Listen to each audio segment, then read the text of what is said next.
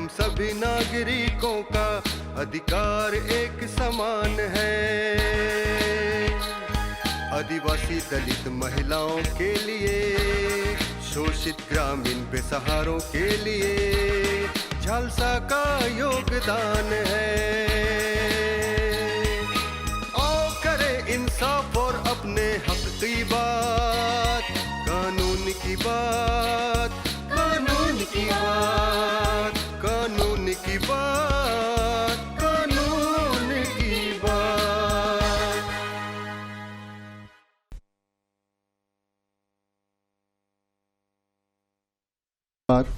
नमस्कार। कानून की बात में हमारी कोशिश यह रहती है कि सर्वोच्च न्यायालय द्वारा विधिक सेवा प्राधिकार का जो गठन किया गया है जिलों में, राज्य में, और इसकी शाखाएं या कहें कि इसके जड़ अलग अलग जगहों पर गांव तक पहुंचे हुए हैं, वो विधिक सेवा प्राधिकार क्या है और विधिक सेवा प्राधिकार कैसे किस तरह से आपको मदद कर सकता है वहाँ जहाँ की लगता है कि अब इसके आगे जाना संभव नहीं है, इसलिए हमारे पास पैसा नहीं है, इसलिए कि हमारे पास पहुँच नहीं है, इसलिए कि हमारे पास कोई पैरवी नहीं है, इसलिए कि कोई हमारे घर में बड़ा आदमी नहीं है। सबको न्याय मिले, इस लक्ष्य के तहत विधिक सेवा प्राधिकार का गठन सर्वोच्च न्यायालय ने किया और जल्द न्याय मिले। न्याय ऐसा मिले कि दोनों पक्ष में कोई हारे नहीं, कोई जीते नहीं। इस तरह की व्यवस्था विधिक सेवा प्राधिकार में की गई। आप उसके बावजूद अदालत में लड़ना चाहते हैं तो अगर इस कैटेगरी में आते हैं, एससी हैं, एसटी हैं, महिला हैं, ये क्या नाम विकलांग हैं, या आपकी आमदनी 3 लाख रुपए सालाना से कम है, वैसी स्थिति में आपको अदालती खर्च, वकील साहब का खर्च, आपके लिए वकील, ये सब की व्यवस्था विधिक सेवा प्राधिकार द्वारा की जाती है। इसके लिए आपको जिले में स्थापित डीएलएस से, डिस्ट्रिक्ट लीगल सर्विस अथॉरिटी, या स्टेट में स्टेट लीगल सर्विस अथॉरिटी से मदद लेनी चाहिए। अगर आप नहीं आ सकते हैं रांची, तो आप अपने आसपास में जो पोस्टमैन हैं, डाकिया महोदय हैं, डाकिया से भी संपर्क करके आप अपना कंप्लेंट डीएलएस से और झालसा को या नालसा को भेज सकते हैं, जिससे आपको कानूनी सहायता प्रदान की जाएगी और आपको बताया जाएगा कि आगे क्या हो रहा है। आज हम बात करेंगे इसी व्यवस्था के तहत एक व्यवस्था है लोक अदालत की। ये लोक अदालत क्या है, लोक अदालत कैसे फंक्शन करता है, लोक अदालत से कैसे आप मदद ले सकते हैं। हमारे साथ बात करने के लिए पूर्व जिला एवं सत्र न्यायाधीश पीके सिन्हा साहब मौजूद हैं। स्वागत है आपका। नमस्कार। नमस्कार। ये लोक अदालत क्या है? लोक अदालत एक व्यवस्था बनाई गई है जो कि कानून से अलग हटकर लोगों को सुलभ न्याय दिलाने की ओर एक कदम है। इसे अल्टरनेटिव रिड्रेसल भी कहा जा सकता है। इसके द्वारा आप ऐसे केसेस जो सुलहनीय हैं, धारा 320 सीआरपीसी के अंतर्गत सुलहनीय हैं, तो वो केसेज आप इसमें न्यायालय में आवेदन देकर ला सकते हैं। साथ ही सिविल मुकदमे, एमएससीटी यानी रोड एक्सीडेंट के मुकदमे, इंश्योरेंस के मुकदमे, बैंकिंग और इत्यादि मुकदमे आप इसमें ला सकते हैं। मुकदमों के लिए जो अल्टरनेटिव रिड्रेसल फोरम्स बने हुए हैं, उनके अलावा अदालत भी है, तो लोक अदालत अलग से होने का मतलब थोड़ा समझाइए। और लोक अदालत तक कैसे पहुंचेंगे? लोक अदालत में हमारे मुकदमे जो कोर्ट में चल रहे हैं वो वहां से कोर्ट लोक अदालत को भेजेगी, या हमको अप्लाई करना है, सीधे जाना है, भाया कोर्ट के माध्यम से जाना है, क्या तरीका क्या है? देखिए, अगर लोक अदालत में सामान्यतया जो मुकदमे न्यायालय में लंबित हैं वैसे मुकदमे आते हैं। उसके लिए आपको कुछ नहीं करना है। आप अब संबंधित न्यायालय में जहां आपका केस पेंडिंग है वहां पर आप एक आवेदन दें कि हम लोग सुलह के लिए बात करना चाहते हैं। वो उसे भेज देगा लोक अदालत में सुलह करने के लिए। सुलह करने का प्रक्रिया बहुत ही आसान है। इसमें एक न्यायिक पदाधिकारी बैठेंगे अगर आपका जिला न्यायालय में है, और अगर हाईकोर्ट में हो रहा है तो उच्च न्यायालय के एक पीठासीन जज बैठेंगे। 2 अन्य सदस्य रहेंगे। हाईकोर्ट में एक रिटायर्ड जुडिशियल अफसर भी हो सकते हैं, एक वकील या सामाजिक कार्यकर्ता, निम्न न्यायालय में एक वकील, एक सामाजिक कार्यकर्ता। ये 3 आदमी का बेंच का गठन होता है। मामला उनके पास जाएगा। यहाँ पर कानून से हटकर आप सुलह कर सकते हैं वाद को। इसके लिए कोई खर्चा नहीं लगेगा आपका। अगर सुलह हो जाता है तो आपको जो आपने कोर्ट फी दिया है वो भी आपको वापस हो जाएगा।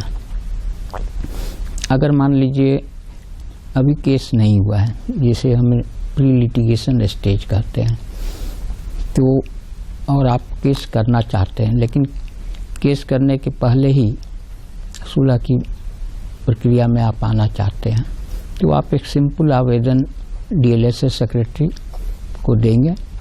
डीएलएसएस सेक्रेटरी उसको फॉरवर्ड कर देंगे लोक अदालत का गठन करने के लिए, और लोक अदालत गठन होगा, उसमें आपकी सुनवाई होगी। लोक अदालत में जाने की प्रक्रिया, एक तो आपने बताया कि भाया कोर्ट है कि कोर्ट को अप्लाई कर सकते हैं। कोर्ट उस मामले को समझ करके अगर लगता है कि हाँ लोक अदालत में सुलह नहीं है तो लोक अदालत को रेफर कर देगी, वहां जाकर के अपना फैसला लेगी। जी। तो जो अदालतों में होता है कि वादी और प्रतिवादी के पक्ष विपक्ष में एडवोकेट होते हैं, वकील होते हैं, जो उनके बिहाफ में कानून के अनुसार क्या होना चाहिए था, क्या हुआ, वो बात रखते हैं। जी। वहां भी लोक अदालत में या इस तरह के जो रिड्रेसल फोरम है वहां भी एडवोकेट ही करना पड़ेगा अपनी बात रखवाने के लिए, या दूसरी कोई वैकल्पिक व्यवस्था है? नहीं, वहाँ अधिवक्ता की कोई आवश्यकता नहीं है। दोनों पक्ष आपस में बैठ कर के भी सुलह कर सकते हैं। 3 जो बेंच बने हुए हैं, जो उसके एक चेयरमैन हुए और 2 सदस्य, और दोनों पक्ष बैठकर बातचीत से सुलह कर सकते हैं। अधिवक्ता की कोई आवश्यकता नहीं है, लेकिन ऐसी बात नहीं है, अधिवक्ता चाहें तो उपस्थित हो सकते हैं। अगर पार्टी को लगता है कि हमारी बात रखने के लिए हम अपनी बात ठीक से नहीं रख पाएंगे तो एडवोकेट कर सकते हैं, एडवोकेट की मांग कर सकते हैं। जी जी, वो रख सकते हैं, उसमें कोई जो बेंच है उसको कोई आपत्ति नहीं होगी। इसमें भी कैटेगराइजेशन है क्या कि इस तरह के लोग ही लोक अदालत में जा सकते हैं, या कोई भी व्यक्ति इसका विवाद चल रहा हो कोर्ट में वो जा सकता है, या सीधे जा सकता है, क्या है? देखिए, दीवानी मुकदमा में एक सेक्शन 99 है, जिसमें जब अगर आप दीवानी मुकदमा करते हैं तो जब विपक्षी उपस्थित होकर अपना जवाब दाखिल करता है, सभी कागजातें दाखिल हो जाती हैं, तो उसके बाद कोर्ट दोनों से जो एडमिशंस है उसके बारे में पता करती है कि आप क्या, आपके दोनों के वाद में क्या आप लोग मानते हैं, एडमिशंस जिसको हम कहेंगे। उसको करने के बाद सेक्शन 19 की प्रक्रिया आती है, जो सभी वादों में जो सुलहनीय योग्य हैं उसको न्यायालय स्वतः भेज देगा कि आप जाकर सुलह करें। और जो क्रिमिनल केसेज हैं तो उसमें तो मैंने बताया कि आपको सेक्स आवेदन देने होंगे, उसके बाद ही न्यायालय अगर वह सुलहनीय है तब वो अलाउ कर देगी कि आप जाकर सुलह कर सकते हैं। इसका फीस क्या होता है लोक अदालत का? लोक अदालत अलग से कोई पेपर जमा करना लोक अदालत में कोई फीस नहीं लगती है। यहाँ पूरी की पूरी व्यवस्था आपको जो भी है सभी निःशुल्क है। आपको कागज चाहिए, कलम चाहिए, कोई लिखने वाला चाहिए, सभी चीज व्यवस्था निःशुल्क है।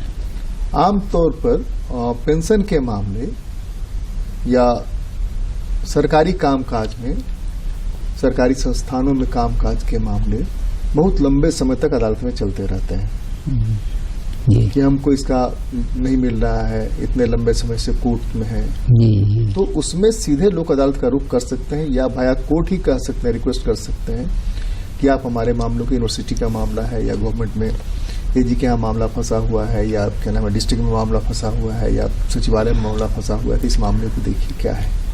देखिए ऐसे pre litigation central government, state government, दो अलग अलग गवर्नमेंट्स हैं, तो दोनों मामलों में किसमें जा सकते हैं, किसमें नहीं जा सकते, या दोनों में जा सकते हैं? नहीं, सुलह करने के लिए आप दोनों में आ सकते हैं। सुलह करने के लिए एक इंडिविजुअल, एक का तो मतलब नहीं, एक पक्ष से तो होता नहीं है सुलह। सुलह के लिए दोनों पक्ष चाहिए। जी जी, मैंने मुकदमा किया है, मैं चाहता हूं कि सुलह हो और मामले का निस्तारण हो जी, लेकिन हमारे सिर्फ चाहने से विपक्षी भी चाहेगा ये जरूरी नहीं है। यानी सरकार और सरकार के संस्थान के जो मालिक हैं, बॉस हैं, जब आप देंगे आवेदन या डीएलएसएस सेक्रेटरी के पास या आपका लंबित मुकदमा है तो माननीय न्यायालय के समक्ष आप आवेदन देंगे, तो उस आवेदन पर विपक्षी को वो नोटिस करके बुलाकर उनसे उनकी राय लेंगे और इनको लगता है तो वो उस मुकदमे को लोक अदालत में रेफर कर देंगे, जिसमें बातचीत होगी, तय हो गया तो सुलह हो जाएगा। लोक अदालत कितने तरह का होता है? लोक अदालत आपका एक जो जनरल लगता है, जो जिला न्यायालय में, माननीय उच्च न्यायालय में, ये एक लोक अदालत है जो कि लगाई जाती है समय समय पर। एक है अस्थाई लोक अदालत जो 365 दिन कहिए वो प्रतिदिन बैठती है, लेकिन उसमें सभी तरह के मामले नहीं आते हैं, वही मामले आते हैं जो पब्लिक यूटिलिटी से संबंधित हों। फिर है ताल्लुक लोक अदालत। हर एक स्टेज में लोक अदालत आप कह लीजिए वहाँ लगाए जाते हैं। आजकल तो सभी विभाग भी आपको लोक अदालत अपने अपने यहाँ विभागों में भी लगाते हैं, जैसे बैंक का लोक अदालत अपना वो लोग लगाते हैं, इंश्योरेंस वाले भी लगाते हैं। जो आप यूनिवर्सिटी की बात कहें, यूनिवर्सिटी भी लगाती है कभी कभी माननीय उच्च न्यायालय भी अगर बहुत मुकदमे देखते हैं तो इनका गठन करती है कि भाई पेंशन के बहुत मामले हैं, आप स्पेशल लोक अदालत लगाया जाए। इसी तरह से नेशनल लोक अदालत होता है जो कि नालसा के द्वारा लगाया जाता है, जो हर एक 3 महीना के अंतराल पर लगते हैं ये, और वो पूरे राष्ट्र में एक निश्चित तिथि को लगती है। पूरे राष्ट्र में जो लोक अदालत लगता है, जो नालसा को कंट्रोल करती है, उस लोक अदालत में किस तरह के वाद जाते हैं और किस तरह से जो पार्टी एग्रीव्ड वहां पहुंच सकता है? प्रक्रिया वही है। अगर आपके वाद लंबित हैं तो माननीय न्यायालय उसे रेफर करेंगे, या अगर लंबित नहीं है, माननीय न्यायालय गुण दोष के आधार पर वो तय करेगा माननीय न्यायालय की हाँ उसको भेजा जाए या नहीं भेजा जाए। हाँ, या हमारी रिक्वेस्ट के आधार पर कैसे? आप रिक्वेस्ट भी कर सकते हैं। दोनों स्थिति है। अगर माननीय न्यायालय को लग रहा है कि इसमें सुलह हो सकता है, सुलह की बिंदु हो सकती है, तो वो रेफरल ऑर्डर में मेंशन कर भेज देगा कि आप माने देखिए इसको। संस्थानों के मामले में जो है 2 पक्ष हो जाता है, विपक्षी एग्रीव्ड पार्टी के अलावा, एग्रीव्ड पार्टी जो वादी है वादी के अलावा, तो जो 2 पक्ष हुआ, मैंने एक तो सरकार हो गई और एक संस्थान हो गया। संस्थान यह कहता है आमतौर पर शिकायत, जैसे यूनिवर्सिटी की ही बात करें, कि हमारे पास सरकार का फंड नहीं है, इसलिए हमको पेंशन देने में दिक्कत हो रही है, हमको ये दिक्कत है, सचिवालय से पैसा नहीं आ रहा है। तो इसमें जो भी पार्टी मैटर करती है या स्टॉक होल्डर होती है, वो तमाम पार्टीज को बुलाया जाता है, या सिर्फ एक पार्टी जिससे कि सीधे हमारी रिलेशन है कि यूनिवर्सिटी में हम काम कर रहे थे, नगर निगम में काम कर रहे थे, क्षेत्रीय विकास प्राधिकार में काम कर रहे थे, कौन पार्टी है, किसको बुलाएंगे, किसको नहीं बुलाएंगे? देखिए, पहले तो दो पक्ष हैं, यूनिवर्सिटी और एग्रीव्ड, इनके बीच में सुलह होगा। सुलह हो जाता है अब इसके बाद अगर पैसा की दिक्कतें हैं तो ये एक्सक्यूशन अगर दाखिल होगा कि भाई हमको पैसा नहीं मिल रहा है, यहाँ सुलह तो हो गया जी, सुलह होने के बाद में यूनिवर्सिटी रोज आजकल कर रही है सरकार से पैसा नहीं तब ऐसी स्थिति में आपको एक्सक्यूशन दाखिल करना होगा संबंधित न्यायालय में, और उसमें वो अपनी बात रखेंगे कि ये बात है, पैसा नहीं मिल रहा है, ये नहीं मिल रहा, तब उसमें आगे कार्रवाई की जाएगी, सरकार से पैसा उपलब्ध कराया जाएगा। सर्विस मैटर में एक और रिडर्सल फोरम है, वो है कंज्यूमर फोरम, कि सर्विस मैटर के मामले वहां भी जाते हैं। तो दोनों में फर्क क्या है, कंज्यूमर रिडर्सल फोरम में जाने और यहाँ ये आने में, दोनों में क्या फर्क पड़ता है? अपने यहाँ उपभोक्ता अदालत है, दो उपभोक्ता जिला का है, स्टेट का है, राष्ट्रीय स्तर पर राष्ट्रीय उपभोक्ता अदालत है। तो इन स्थितियों में हम लोक अदालत में पार्टी को क्या चुनना चाहिए कि हम लोक अदालत में जाएं या कंज्यूमर? नहीं, अगर आप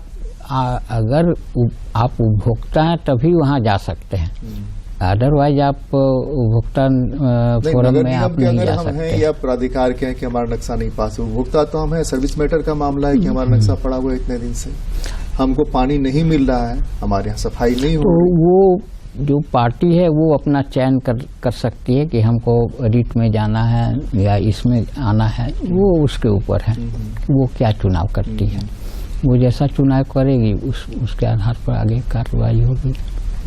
आपने कहा या हमने भी जो यहाँ पर बातचीत की है उसमें है कि सर्विस मैटर में भी जाते हैं वहाँ पर। सर्विस मैटर राष्ट्रीय लोक अदालत में तो बहुत सारे मामले सर्विस मैटर के सेटल होते हैं, जी, और हर 3 महीने पर बड़ी बड़ी खबरें आती है कि ये सेटल्ड हो गया, वो सेटल्ड हो गया। तो जो अस्थायी लोक अदालत है, उस अस्थायी लोक अदालत में सर्विस मैटर भी अगर हैंडल होता है तो फिर कंज्यूमर फोरम तो जरूरत नहीं है वहां जाने की, कंज्यूम करना। हाँ, हम यहाँ सर्विस तो कंज्यूम कर ही रहे हैं ना।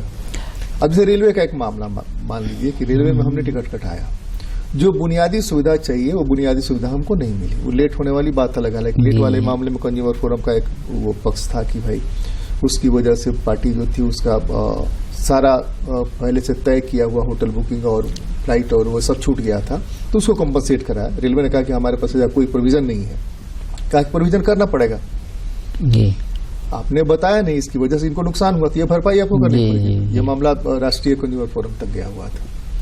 तो हम ये कह रहे हैं कि इस तरह के मामले जो होते हैं कि जिसमें कि हमको दिक्कत हुई, तो हमको कहाँ जाना चाहिए, एक उपभोक्ता को कहाँ जाना चाहिए, एक जो सेवा प्रदाता के खिलाफ अगर हमको कंप्लेंट करना है, शिकायत करनी है, फोरम दोनों हमारे लिए। ये मेरे समझ से पोस्ट ऑफिस है, पोस्ट ऑफिस में हमको कोई प्रॉब्लम होता है, मनी ऑर्डर वगैरह अब तक मनी ऑर्डर का जमा नहीं रहा, हम जमा करते हैं, जमा निकासी और ये का वो सारा कुछ में वो भी सर्विस मैटर में आता है। इस तरह के जो सेंट्रल गवर्नमेंट या स्टेट गवर्नमेंट के ये अलग अलग संस्थान हैं, उन संस्थानों से सेवा में शिकायत होती है, ये और वहाँ जैसे उस स्तर पर दूर नहीं होता है। जैसे अभी केस नहीं हुआ है तो आपके लिए परमानेंट लोक अदालत में आप जा सकते हैं, क्योंकि वो पब्लिक यूटिलिटी से संबंधित है। रेलवे का मामला, पोस्ट ऑफिस का मामला, वो सब वो देख सकती है। इंश्योरेंस का मामला, अगर वो केस नहीं हुआ है तो हाँ जी, बैंकिंग, इंश्योरेंस। लेकिन अगर आपने केस किया तो मेरे समझ से आप कंज्यूमर फोरम में जाएं, ज़्यादा उचित है, वो अच्छा आपका फोरम है। एक बहुत तरह के मामले आ रहे हैं कि चेक गारंटी के रूप में ले लिया, या चेक किसी ने दे दिया कि ठीक है आप हमको पैसा दिए, आप चेक ले लीजिएगा। एनआई एक्ट का जो मामला है, तो उसके लिए अदालत में जाना चाहिए, लोक अदालत में जाना चाहिए या कंज्यूमर फोरम में जाना चाहिए, कहाँ जाना चाहिए? नहीं, एनआई एक्ट तो स्पेशल एक्ट है, तो उसके लिए आप अदालत में आवे, अदालत तय करेगी कि आप जी अदालत में आवे। अदालत ये सुलहनीय है, इसलिए वो लोक अदालत में भेज दिया जाए। इंश्योरेंस के मामले में अगर गड़बड़ी होती तो इंश्योरेंस के मामले में इंश्योरेंस में भी आप आ सकते हैं।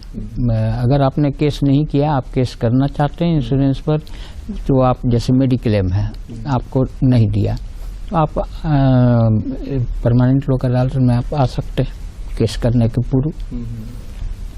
और दोनों ऑप्शन बचा हुआ है, जहाँ आप कंज्यूमर फोरम में जाना चाहते हैं तो कंज्यूमर फोरम में जाइए, यहाँ परमानेंट लोक अदालत में आ सकते हैं। कंज्यूमर फोरम में और लोक अदालत में पक्ष रखने का, कंज्यूमर फोरम में भी एग्रीड पार्टी अपना पक्ष रख सकता है सीधे, या उसको एडवोकेट के माध्यम से जाना पड़ेगा? और लोक अदालत में जैसा आपने बताया कि यहाँ जरूरत नहीं है, आप अपनी बात सीधे रख सकते हैं। देखिए, पक्षकार को तो आप कहीं भी आप रोक नहीं सकते स्वयं अपना पक्ष रखने से, चाहे वो अदालतें हो, चाहे लोक अदालतें हो, चाहे अस्थायी लोक अदालत हो, कंज्यूमर फोरम, उसकी मर्जी है तो वो अपना वकील रख सकता है। लेकिन ऐसा कहीं नहीं है कि आप वादी या प्रतिवादी को स्वयं बहस करने से आप रोक दें। नहीं, प्रायोरिटी अगर हमको देना पड़े इस तरह के मामलों में तो हमको कहाँ जाना चाहिए? कंज्यूमर फोरम जाना चाहिए, सर्विस यूटिलिटी के मामले में अस्थायी लोक अदालत जाना चाहिए? जिसका जुडिक्शन पड़ रहा है तो आपको वहाँ जाना ज़्यादा उचित होगा। माने आप अगर जैसे पोस्ट ऑफिस का मामला आप कह रहे हैं, तो पोस्ट ऑफिस का मामला मान लीजिए आपने भेजा कुछ पार्सल, वो मिसप्लेस हो गया, आप उनसे कॉरस्पॉन्डेंस किए, आपको सामान नहीं मिला, न पैसा मिला, तो आप अगर केस करना चाहते हैं तो you may go to permanent Lok Adalat में आप आ सकते हैं, कंज्यूमर में भी आप जा सकते हैं, लेकिन परमानेंट लोक अदालत में भी आप आ सकते हैं। अदालतों में आमतौर पर मुकदमे के निस्तारण में बहुत समय लग जाता है। ये जो अल्टरनेटिव जुडिशियल फोरम बने हैं, यहाँ कोई टाइम लिमिट है क्या? कितने में फैसला हो जाएगा कि साल भर, 2 साल, 3 साल, 5 साल चलते रह गए? यहाँ क्या है व्यवस्था? परमानेंट लोक अदालत, ऐसे लोक अदालत के पास सिर्फ समझौता कराने का पावर है, लेकिन परमानेंट लोक अदालत के पास ये भी पावर है कि वो उसमें निर्णय भी सुना सकता है। तो जो भी पब्लिक यूटिलिटी के केसेज आएंगे अस्थायी लोक अदालत में अगर आते हैं, तो जब प्रतिवादी उपस्थित हो जाता है तो उसके बाद की प्रक्रिया बहुत ही सरल बना दी गई है। ये कानून की जो पेचीदगियां हैं उसे हटा दी गई हैं। वो परमानेंट लोक अदालत अपने लिए अपने सुविधानुसार, केस के सुविधानुसार अपना प्रक्रिया को तय करेगी। यानी साक्ष्य लेना है, कौन सा डॉक्यूमेंट को एग्जिबिट करना है, इसकी प्रक्रिया वो अपना अपनाएगी और जल्द से जल्द निर्णय देने का कोशिश करेगी। मैंने कोई फ्रेम होगा ना, टाइम का तो फ्रेम होगा। लोक अदालतों में भी ये है कि जल्दी से जल्दी निस्तारण होगा, लेकिन अदालतों में इतने सारे मामले हैं। अब लोक अदालतों में आप कह रहे हैं 3 का मंच है, 4 घंटे 5 घंटे बैठने हैं, तो वहां भी अगर बहुत सारे मामले जमा हो जाएंगे तो वहां भी टाइम बहुत लंबा लग जाएगा। तो हम ये कह रहे कोई टाइम फ्रेम हो जिसमें कि जैसे कंज्यूमर वाले में है कि टाइम फ्रेम है, कितने दिन में आपको लगभग कर देना है। जी, कोशिश भी करते हैं कितने दिनों में हो जाए। तो लोक अदालतों में वैसा टाइम फ्रेम तो मुझे नजर नहीं आता है, लेकिन इसलिए कि लोक अदालत एक लगाया जाता है, एक निश्चित तिथि को लगती है। नहीं, तो ये जो लोक अदालत, अस्थायी लोक अदालत की हम बात कर रहे हैं, नहीं अस्थायी डेट में है कि वो पहले से दोनों फिक्स है, दोनों पार्टी आए वहां पर अपना लोक अदालत में बात कर लिया। अस्थायी लोक अदालत में भी वैसा तिथि कि 60 दिन या 90 दिन में आपको डिस्पोजल करना, वैसा नहीं है, निर्धारित नहीं है, लेकिन जल्दी से जल्दी उसका निष्पादन होना है। तो लोक अदालतों के क्योंकि अस्थायी लोक अदालत को दोनों प्रक्रिया अपनानी है। शुरू में दोनों को सुलह कराना है। जब सुलह नहीं होता है और लोक अदालत को ये लगता है कि हाँ इसमें ये इस बिंदु पर दोनों में टकराव है और इसको हम निर्णय के द्वारा कर सकते हैं, तभी वो निर्णय की ओर बढ़ेगा, नहीं तो नहीं बढ़ेगा, केस को ड्रॉप कर देगा। कंज्यूमर फोरम में लगभग यही स्थिति है जी, कि दोनों के बीच में पहले बातचीत हो, बातचीत के बाद अगर लगता है कि नहीं वो पार्टी नहीं मान रहा है जी, तो उसी स्थिति में निर्णय सुनाया जाता है कि हाँ ये निर्णय है। जी जी। इसका मकसद क्या है? जो लोक अदालतें बनाई गई, पहले डिपार्टमेंट के लेवल पर इस तरह के सरकारी जो संस्थान थे, हर सरकारी संस्थान में इस तरह के मामले निस्तारण के अलग अलग व्यवस्था बनाए गए थे। ये लोक अदालत का गठन हुआ, नालसा ने तय किया, वो क्यों था? लोक अदालत का गठन इसलिए किया गया कि जो गरीब वर्ग है वो न्याय से वंचित नहीं रहे, उसे एक माने प्लेटफॉर्म मिले जहाँ की उसको पूरी निःशुल्क बिल्कुल सेवा दी जाए। उसको देखते हुए लोक अदालत का निर्माण किया गया और बहुत केस के केसेस ज़्यादा लंबित हो गए। इसके कारण भी लोक अदालत एक अच्छा फोरम के रूप में चुना गया कि इसके द्वारा हम निष्पादन कर सकते हैं केसेस को, और अच्छी संख्या में निष्पादित हो रहे हैं लोक अदालत से। अदालतों में आमतौर पर जो प्रोटोकॉल है ताम झाम है उससे अलग है लोक अदालत। जी, यहाँ आप व्यक्तिगत रूप से इंटरैक्ट करते हैं अपने जो सदस्य हैं, माननीय पीठासीन पदाधिकारी हैं, उनसे आपकी बातें वही मध्यस्थता वाली होती है, लगभग वही चलता है, और आपकी बातें वो सुनते हैं, उनकी बातें, दोनों की बातें सुनकर फिर आप लोगों को राय देते हैं, समझाते हैं कि हाँ आप इस प्रकार से आगे बढ़े। कानून की बात में आज हमने बात की लोक अदालत के बारे में। तो लोक अदालत एक ऐसा फोरम है जिस फोरम में आप सीधे जा करके अपनी बात कह सकते हैं, अपनी शिकायत रख सकते हैं, और जो दूसरा पक्ष है उस पक्ष को लोक अदालत बुलाएगी। भाया अदालत के माध्यम से भी आप आ सकते हैं और सीधे भी जा सकते हैं। इससे फायदा ये है कि आप सीधे अपनी शिकायत जो वहां पीठासीन पदाधिकारी और 2 अन्य सदस्य हैं उनके सामने रख सकते हैं, और वो आपकी बात सुन करके गुण दोष के आधार पर कोशिश करेंगे कि उस पार्टी के साथ सुलह हो जाए जिसके खिलाफ कंप्लेन है, अन्यथा वो तय करेंगे कि इसमें कानून के हिसाब से क्या फैसला लेना चाहिए आपके फेवर में, या क्या कानून कहता है उसके अनुसार जो फैसला होगा। तो कानून की बात में आज तो बस इतना ही। अगली बार मिलते हैं, किसी और मुद्दे पर चर्चा करते हैं। बहुत बहुत धन्यवाद। नमस्कार।